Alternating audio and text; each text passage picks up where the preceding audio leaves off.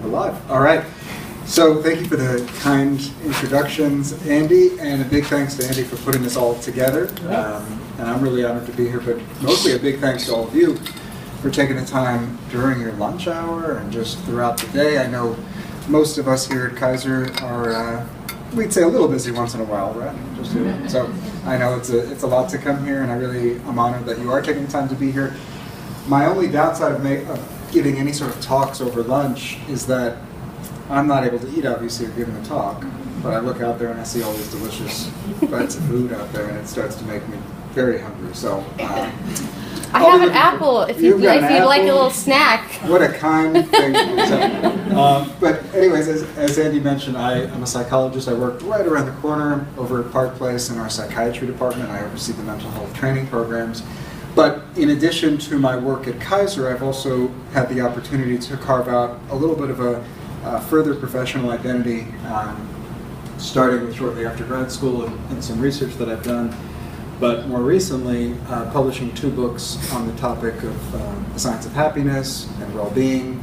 One is called Real Happiness, the other is called the Happiness Toolbox, and I have the honor of going around both the country, but also at times internationally as well, and speaking to various audiences, professional, public, on these sorts of topics, because I think in general, but certainly, we're reminded during times like this, with all that's been going on close to home with the fires, what really matters and what's important in life is connections with each other and living a life well lived. So my area of research and what I've written on and what I give talks on is really on that science of well-being. What makes a difference?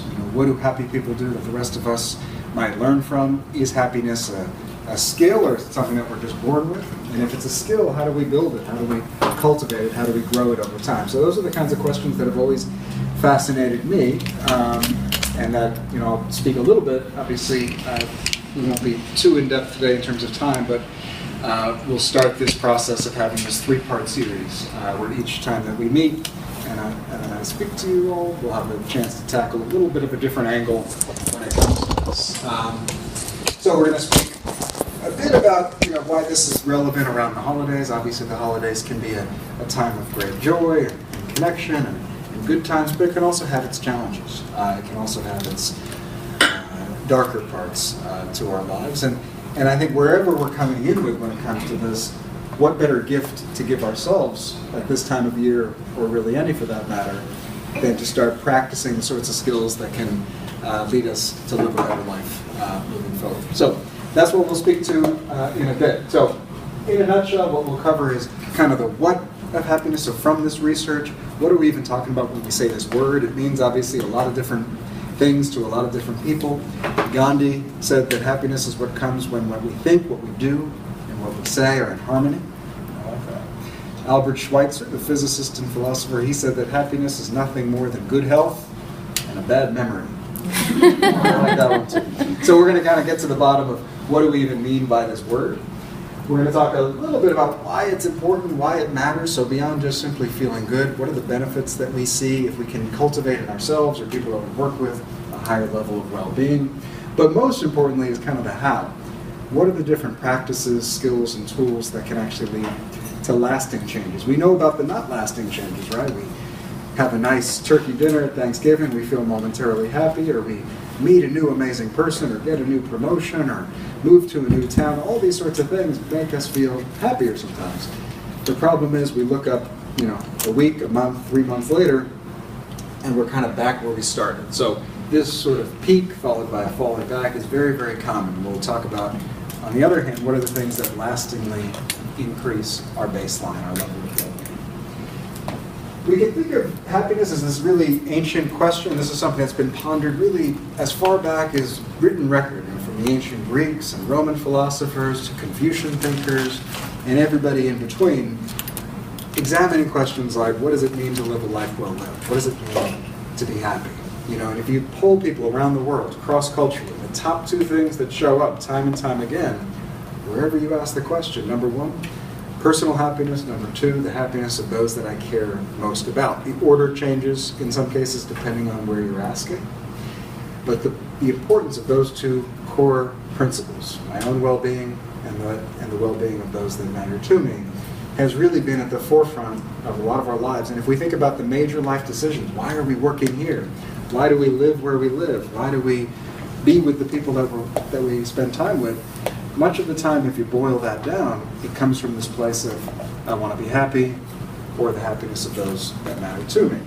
But even if it's an ancient question, it's a bit of a new problem, meaning that for 99.9% of our existence as a species, the goal of life was certainly not to be happy, was it? The goal of life was to survive, right? To live to see another day, to make it through the winter. And we won't go too much into this, but what you see time and time again is sometimes the very things that help us to survive, from our fight or flight response to our tendency of our mind to just lock on to negative things, and you name it, on and on.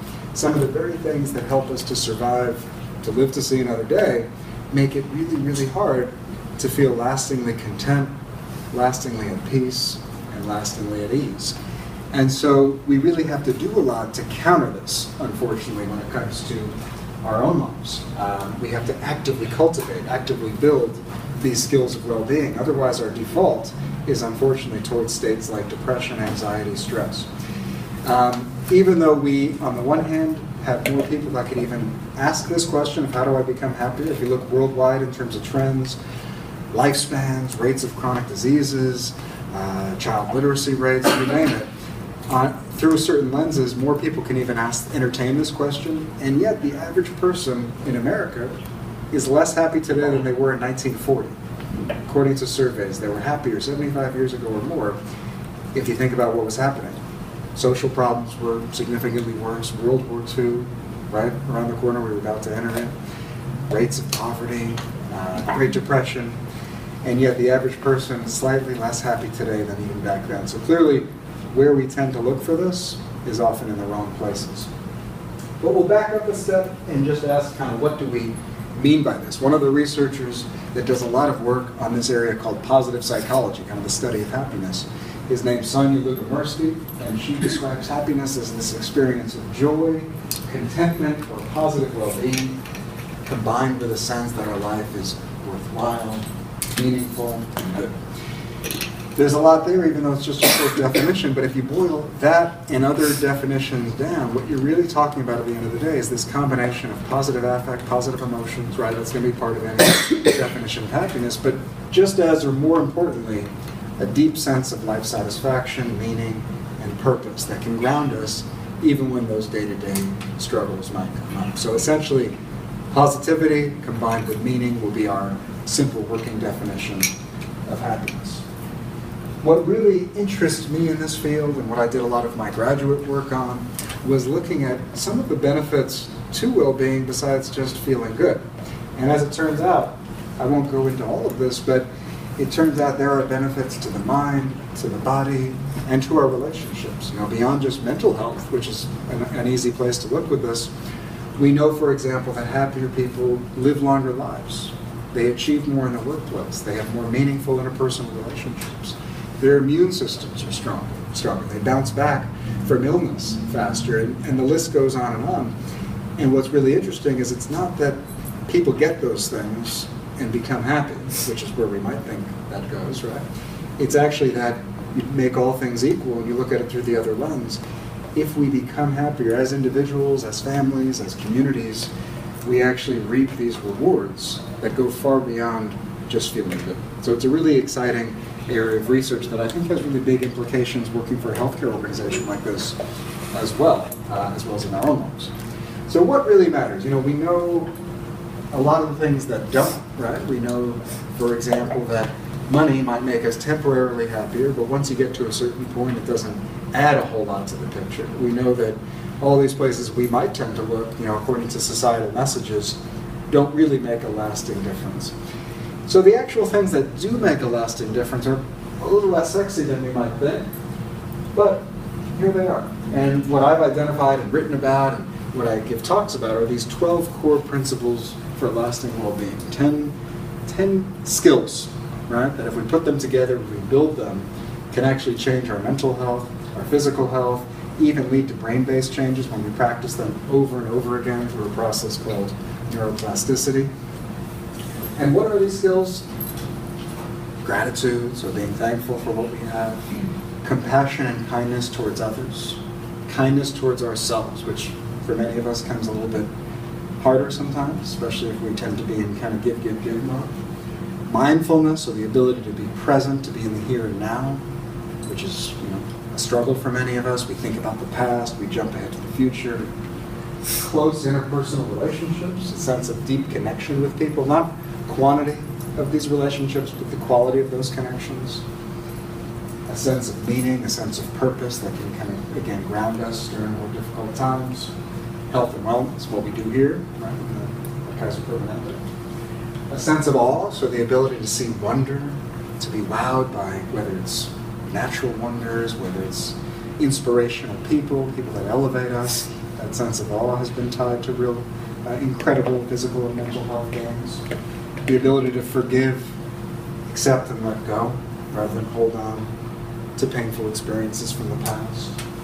Savoring, the ability to maximize positive experiences, that delicious lunch that you all are having right now, the ability not just mindlessly eat through it, but to actually draw that out in a meaningful way.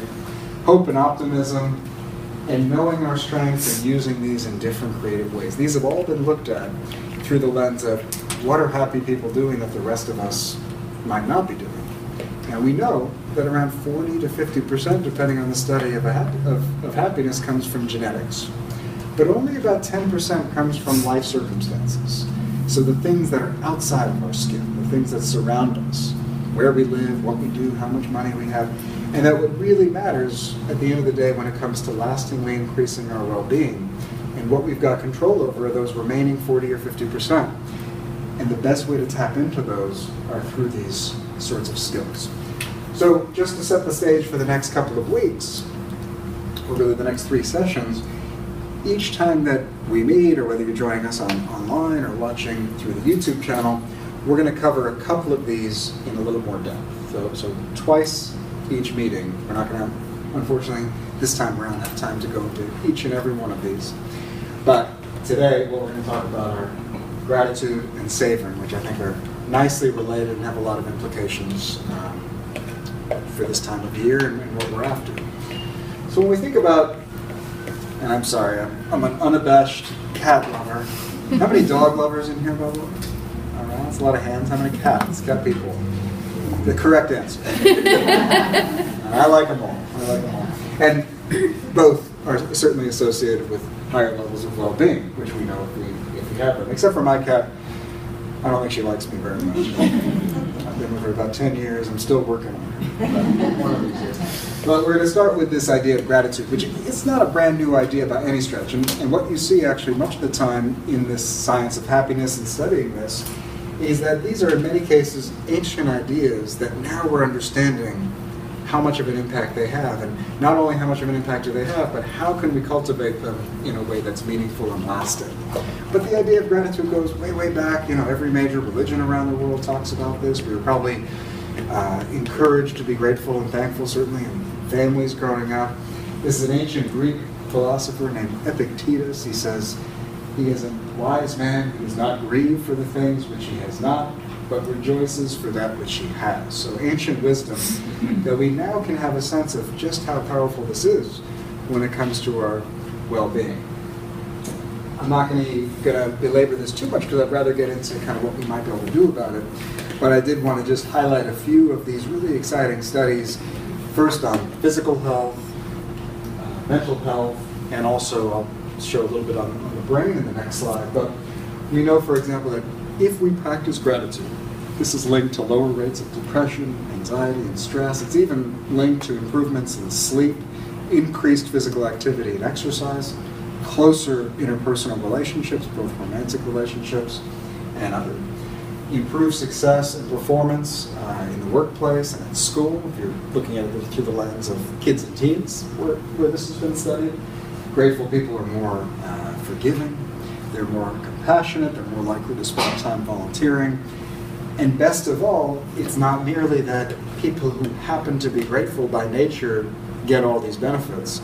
These studies, what they point to is if we build this muscle of the mind, if we work on this consciously and deliberately over time, it leads to these outcomes.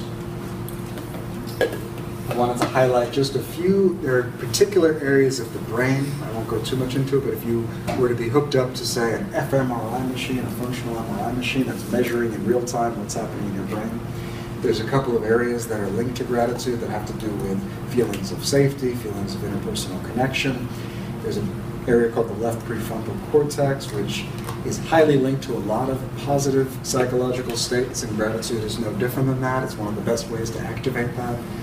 Hypothalamus. So I listed a few here of these benefits. And what's really exciting through all of these studies, among other things, is that if we practice this over and over again, it's not, the brain isn't a muscle, but it almost acts this way through this neuroplasticity process, where even if we are, used to be this thought that if you were growing up, you hit around, 25 or 30, and all of a sudden you just start losing your brain cells for the rest of your life, and eventually you pass. It was a very depressing way of looking at things. And while there's some layers of truth in terms of parts of that, what we really know now is that throughout the lifespan, our brain is constantly creating new connections, forming new connections, and how we think and what we do makes a huge difference. If I think very negatively, if I stress constantly, if I ruminate, if I worry, that's going to create a certain pattern of brain functioning in those moments. And conversely, if I practice things like mindfulness or compassion or gratitude, the reverse is true.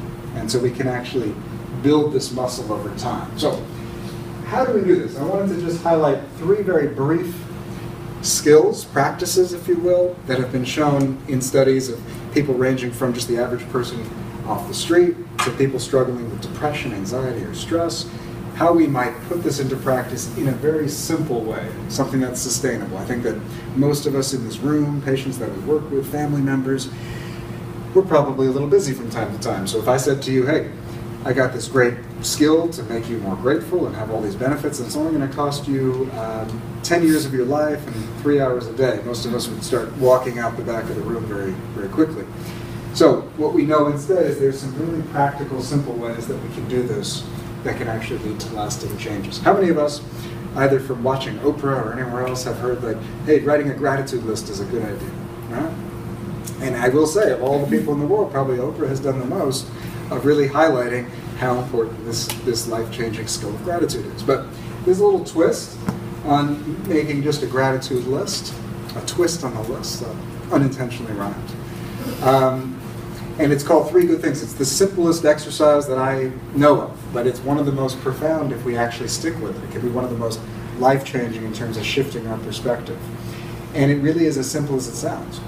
Each day, at the end of the day, in a little journal, and some of you even have your journals in front of you, I can see. It's an open book test. You don't have to turn anything in. We would write down 3 things from today that went well, 3 things from today that we were grateful for. You notice there are events from the day. It's not just 3 things that are global that, I remember, for example, when I was working in a VA with a veteran struggling with depression during my training, and I was getting into this, and we started to work on gratitude, and I wasn't really clear on that part of the instructions. So he came a week later with 3 things, and each day those things were, okay, day 1, I'm grateful for my wife, my dog, and my kid. Day 2, I'm grateful for my wife, my dog, and my kid. Day 3, my wife ticked me off, so she's off the list. Day 4, she comes back on the list, but the dog went to the bathroom in the house, so the dog's off the list. And that we can know that that's not going to make any difference. But this is 3 events from the day, different each and every day as long as we do this. So let's say if we do this for 3 weeks, so for the course of those 21 days, you're doing 3 different events from that day. And why you think this happened, how you contributed to it. So for example, if we were coming here, even though the day is young, it's just about 1 o'clock, if you were putting this list, you might have 3 things on your list like, okay, number 1, I came to this talk on happiness here at work, and my contribution was I held my schedule, I brought my lunch from home so I could come straight here, whatever it might be. Number 2 might be I woke up on time, and that might be I thought ahead and set my alarm. But these could be simple things. It could be I received a nice text message from a loved one. There's no wrong answer, nothing too small, but the real key is it's from today and never repeats. So this is really easy if you're doing this on day 1 today, day 5, day 10. It gets a little harder when we're on day 15, day 20, day 30, if we were to do it as like a 1-month challenge. And all of a sudden you're up to good thing number 45, number 60, number 90, and they have to be different. And we can imagine if we really stuck with this, what this does, what this forces us each to do, is to shift our perspective. The mind naturally and inevitably focuses on the negative. Negative things have about 3 to 5 more impact on our brain than positive things. It's almost like if our brain has a scale, and each time something good happens, we put a 1 pound weight over here. But each time something bad happens, we put like 3 over here. That's not really fair. But we know this, right? Like if you get your annual review, I don't want to bring up a touchy subject, but let's say you get that annual review and your manager says, you know, you're doing these 5 things really well. Thumbs up to you. Number 6, I really need you to work on. What is the only thing we're going to be thinking about that night and the next night and every night after that is number 6, right? So this forces us to shift our perspective. It's almost like the weight training for the mind, to go back to that analogy, to shift this perspective, to overcome this negativity bias. And if we stick with it, it's kind of the exact opposite, if we think about it, from the way our mind tends to work when we're stressed, when we're worried, when we're depressed, where we just kind of latch on. There's a psychologist whose work I really like that talks about this named Rick Hansen. He says that the mind is like Teflon for good things and Velcro for bad things. Does that sound about right? I know it does for me. And what we want to really do is actually learn through practice, through skills, how to turn that mind a little more Velcro-y for the good. So this is 3 good things. And certainly for homework, we might even spend some time. Those of you watching on the YouTube channel or joining us through WebEx, you might even be thinking about what would these 3 things be for me today? And you can get your home therapy out of the way today and then continue on. But if you stick with it, the rewards can be great. Another kind of simple exercise, but that's been shown to reduce rates of even depression in patients for as much as 45 to 60 days afterwards, is through this practice of a gratitude letter and visit, more accurately, where you would identify somebody in your life, and this can be a really nice thing around the holidays perhaps, depending on your relationships with loved ones, with family, with friends, and you essentially write a detailed letter of thanks, outlining what this person's meant to you, how they have impacted your life, what their relationship has, how it's changed you. It just has to be about a page. You don't have to worry about grammar, spelling too much. You don't have to overthink it. But you speak from the heart, and you write this letter of this detailed letter of thanks to this person. And we might even in this room be thinking about right now, who might I write this sort of letter to? Could be an old teacher, could be an old mentor, a sibling, a friend. There's, again, no wrong answer. But you would write this letter, you would actually go, this is where it becomes a little bit emotionally vulnerable but powerful. You would go to that person, ideally face to face, read them that letter. And we can imagine just in doing this, when I've done this with patients or even the public and people have done this, it can be one of the most kind of goosebump-inducing, powerful, tear-jerking, but meaningful experiences. Has anybody here ever received a letter like this out of curiosity? Written one? All right, well then I'm sensing a good homework assignment. But again, it can be tough to do, but I've never had anybody regret doing it. And when it comes to gains for, again, depression, you can even see gains as much as 2 months later just from doing this one exercise. If you think about the impact that close relationships have on our well-being, and that's again one of those core principles, this makes sense, because what better booster shot, right, to a relationship, whether it's a friendship, a colleague, a romantic relationship, what better booster shot, intense dose of connection can you get more than a letter like this? So this is the gratitude. And another gratitude practice that I love because it really helps broaden our perspective. So much of gratitude and so much about this powerful practice, which unfortunately in our society we often give it one day a year where it gets the spotlight, coming up on Thanksgiving. And we talk about it and we think about it kind of in between bites of turkey and stuffing or quarters of the football game. But if, in my way of thinking and what the research shows, is there are few ways to change our lives, our relationships, our health, and our mind better than really actively cultivating this felt sense of gratitude.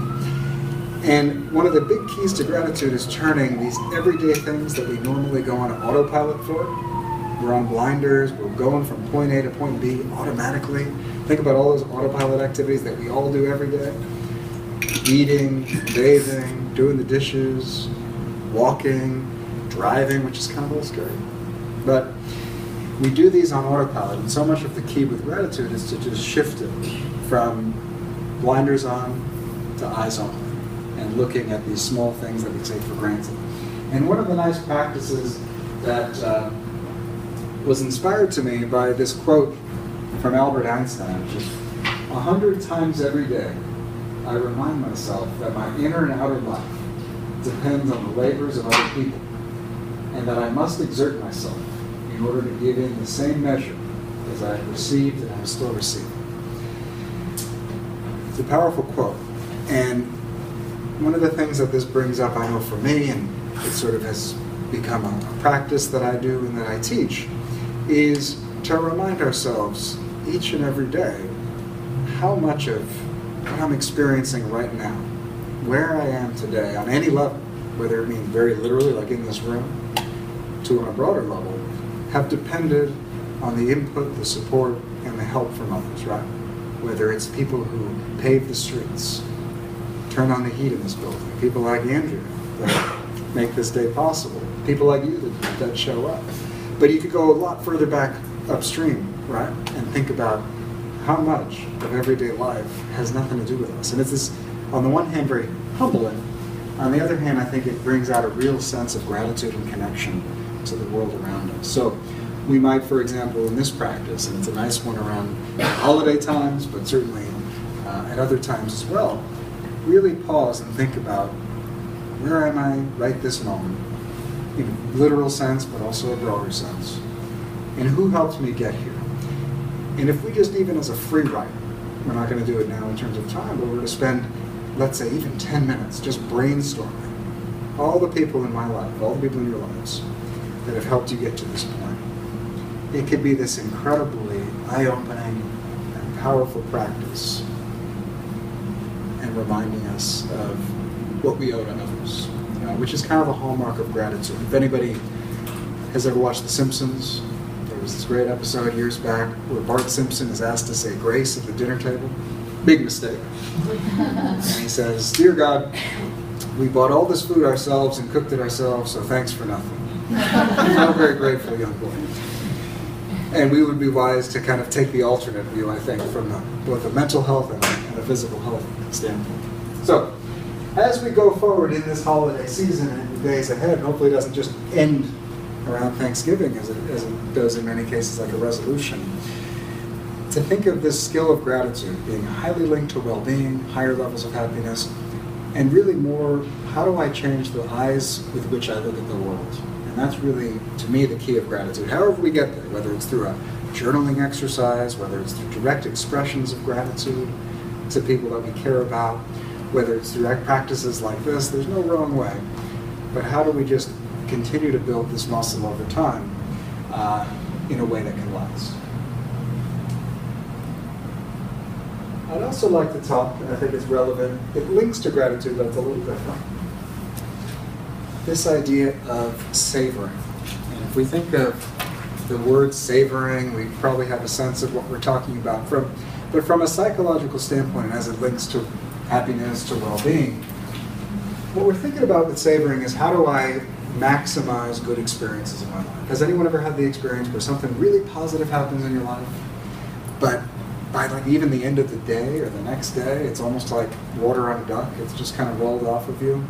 This gets back to, again, that idea of our minds being like Teflon for good, Velcro for bad, and gets back to, again, that negativity bias in our brains.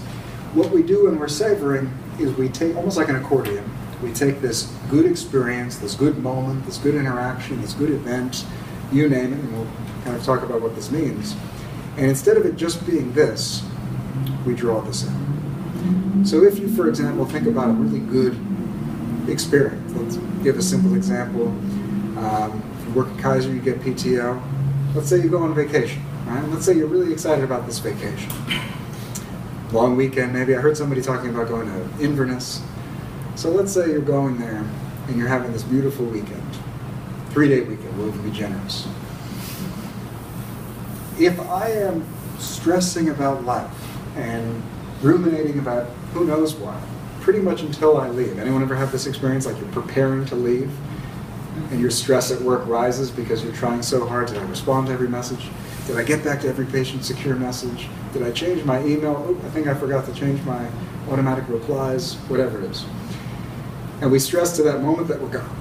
Then we go for this 3-day weekend, nice place, go on hiking out there, it's beautiful, you go to the bay, whatever it might be. Oysters are out there.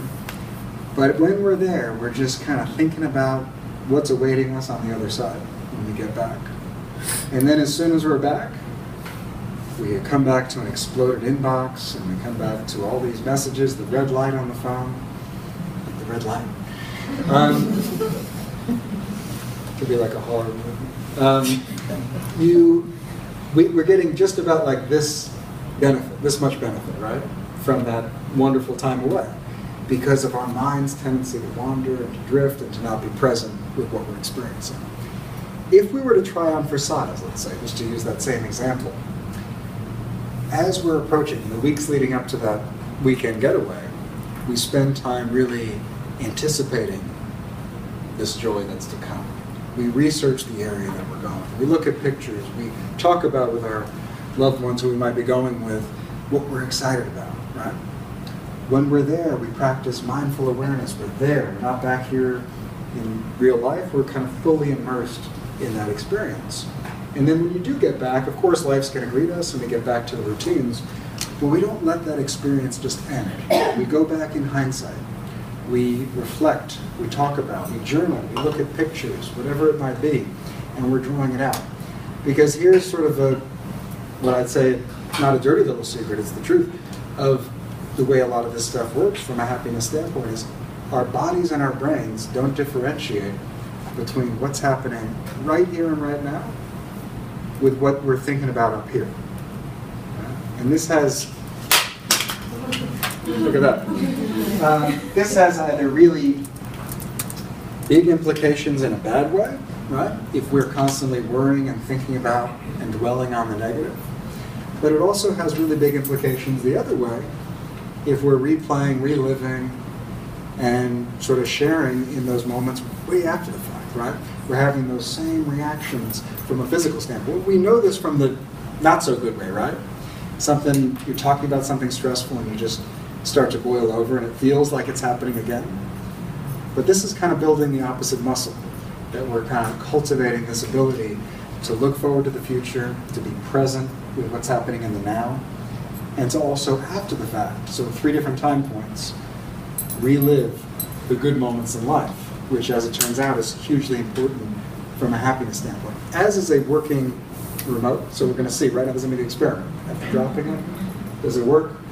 Yes. Just a few different tips that I put on here. This could mean, savoring, could mean anticipating future joys. It could mean really basking in and luxuriating in the moment. So the senses, what am I seeing? What am I thinking? What am I experiencing? What am I smelling? And it could mean afterwards, going back and replaying and reliving and talking about and reflecting on. It's a very important skill, very simple in theory, but it really runs so counter to how our mind tends to work. I want to really emphasize just the importance of working on this skill and building it over time. It also has really big brain implications even, so particular parts of the brain that are linked with sustaining positive emotions. So this is something that, for example, is very underactive in patients with depression. But if we practice this skill of savoring, it actually helps activate those regions that help us hold on to those positive moments in life instead of it being like, grasping at something that's just out of reach. We also see a lot of left prefrontal cortex, that's that positive emotional region that I mentioned. So for a whole host of reasons, this has really big implications when it comes to our happiness. If we knew we were going here, for example, how nice would that be? But even if we're there and we're just worrying the whole time, we're not going to get a whole lot out of it. You might as well be anyway. But if we're thinking ahead, luxuriating in the moment, and replaying afterwards, one of the best investments, quote unquote, that I ever made was a $19.99 digital photo frame from the clearance rack at Target years ago. And it became sort of this travel. I love to travel, but I noticed this tendency where I wasn't really holding on to any of those positive moments from it. So it became just this thing that I could turn on and would replay someplace that I'd been maybe 5 years ago and hadn't thought about in who knows how long. And you could just replay those moments where I could say, oh yeah, I remember that. That was a wonderful experience. And you kind of draw that out, maximizing it is really the key.